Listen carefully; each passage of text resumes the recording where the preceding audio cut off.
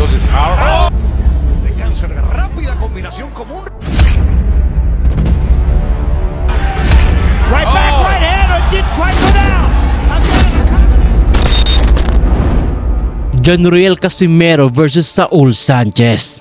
Naglabas na ng official na anunsyo ang Treasure Boxing Promotion at kinumpirma nito na ang susunod na laban ni Cuadro Alas Jonriel Casimero ay magaganap na ngayong buwan ng Oktubre at makakalaban niya dito ang Amerikanong si Saul Sanchez. Isang 27 anyos na Amerikano at mas bata ito ng 8 taon kaysa dito kay Jonriel Casimero na may edad na ngayong 35 anyos. Mayroon itong impresibong kartada na 21 wins with 12 knockouts at may 3 talo lamang. May tangkad itong 5'5" na mas matangkad lamang ng 1 pulgada sa ating bida. Pero ang tanong, gaano nga ba kagaling at kadelikadong boksingero itong si Saul Sanchez? May tulog nga ba sa kanya ang ating pambato na si Jonriel Casimero? Itong si Saul Sanchez ay may palayo na dabis dahil na rin sa kanyang may pagka-agresibong estilo.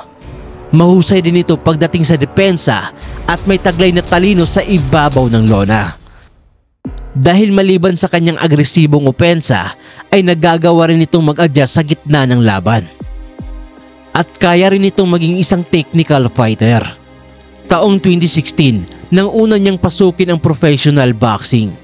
Nakapagtala agad ito ng 12 sunod-sunod na panalo at 7 sa mga yon ay sa pamamagitan ng knockouts. Ngayong kasalukuyang taon lang ay nabigyan na siya ng pagkakataong lumaban para sa pandaigdigang kampyonato kung saan ay nakalaban niya dito ang dating WBO Bantamweight World Champion na si Jason Moloney. Yun nga lang, siya ay natalo sa pamamagitan ng isang dikit na majority decision. Maliban kay Jonriel Casimero ay 2 Pinoy na boksingero na ang tinatalo nitong si Saul Sanchez. Sa katauhan nila RV Diniega at nitong si Arthur Villanueva na pinakahuling boksingero na nakalaban nitong si Saul Sanchez noong nakaraang buwan ng Hulyo. Sa loob ng 8 taong karera nito sa boxing ay lumalaban pa lamang itong si Saul Sanchez sa Bantamweight Division. Ibig sabihin ay ngayon pa lamang siya aakyat ng timbang sa Super Bantam upang makalaban lang ang ating kababayan.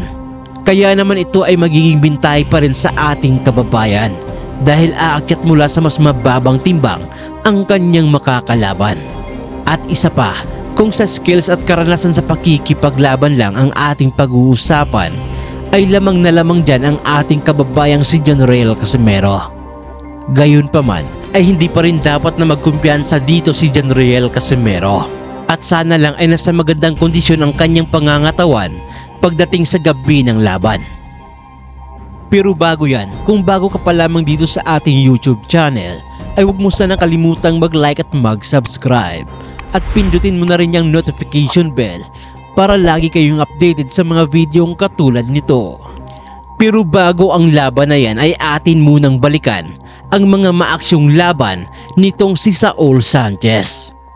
Unahin na natin itong naging laban niya kontra sa kapwa nito Amerikano na si Frank Gonzalez.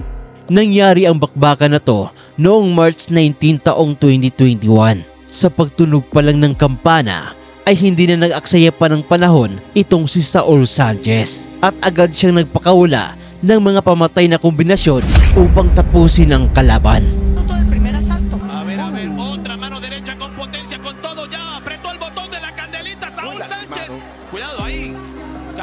Bueno, letal con esos ganchos. Le están dando y no consejos a Primi, el castigador de nuevo con la mano derecha con potencia. Quiere noquear temprano Saul Sánchez.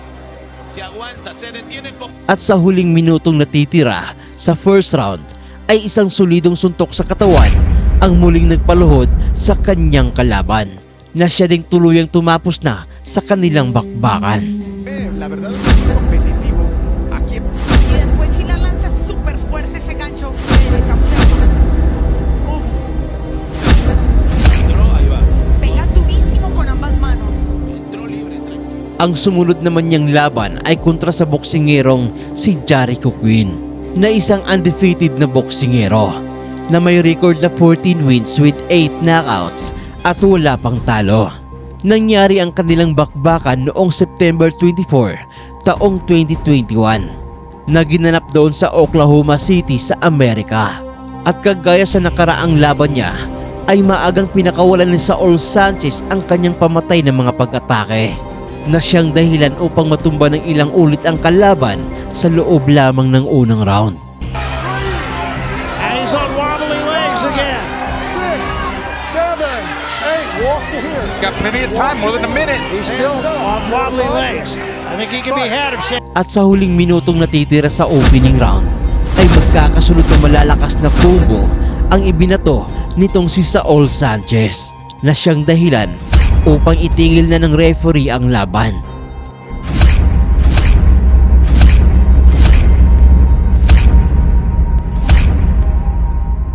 Noong June 14, 2024 ay nakalaban ni Saul Sanchez ang isang napakadelikadong boksingero na kababayan nitong si Edwin Valero, kung saan ay nagtataglay din ito ng napakalakas na mga kamao. Dahil mayroon lang naman itong nakakatakot na record na 25 wins with 25 knockouts. Oo, ang lahat ng kanyang panalo ay pinatulog niya lahat ang kanyang mga nakalaban sa ibabaw ng lona. At mayroon lang itong 2 talo. At ito ay walang iba kundi ang boksingerong si Franklin Gonzalez ng bansang Venezuela. Narito at ating panuurin kung papaanong dinurog ni Saul Sanchez ang isang delikadong boksingero na kapareho ng galawan nitong si Janriel Casimero.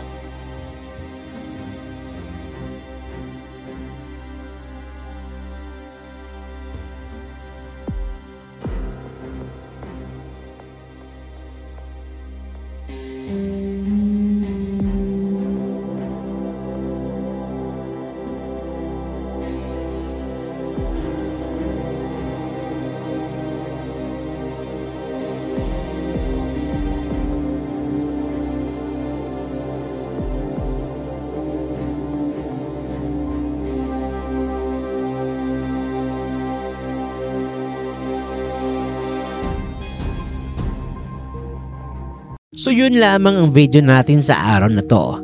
Mag-iwan lamang ng inyong komento at huwag mo sana kalimutang mag-like at mag-subscribe. At i-share na rin ang ating video.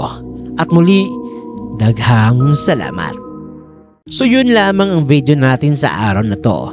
Mag-iwan lamang ng inyong komento at huwag mo sana kalimutang mag-like at mag-subscribe. At i-share na rin ang ating video. At muli, daghang salamat.